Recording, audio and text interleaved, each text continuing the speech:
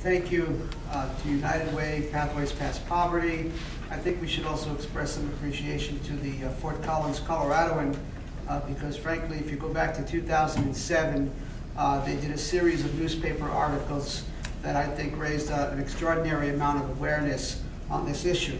So I'm very appreciative of the good work and the synergy that's being done there.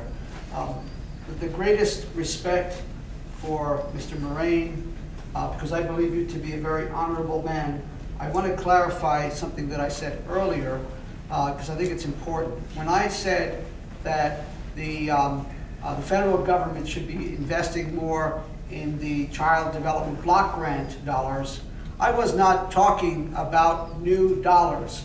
I'm talking about reprioritizing our values. And you could ask anybody, when we invest the dollars properly, upfront, early childhood, whether it's child care or preschool programs or anything like that, the return on the investment is a good deal. So it's about reprioritizing how we spend our federal dollars. And I'll go on record as saying we ought to be spending more on early childhood development. That said, as the chair of the Economic Opportunity Poverty Reduction Task Force, since the get-go, I've been working on these issues.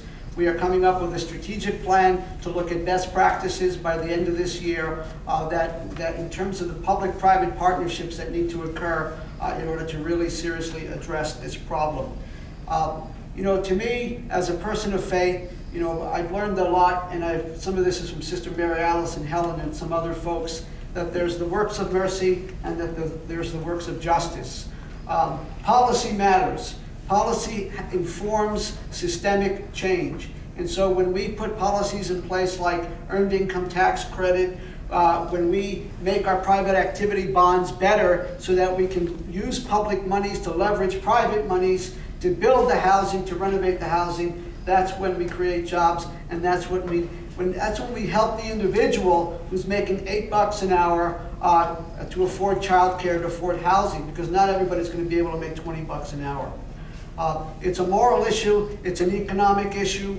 I'm very committed to this issue. I don't have to put out my credentials on this. This is just who I am, and this is what I do. There's a story that we all are familiar with, and I'll leave you with that. Everybody knows that the story about it's better to teach somebody to learn how to fish rather than giving that person the fish. I often say one extension of that is making sure that that person who's learned how to fish has access to the pond. Yes. Thank you. Amen.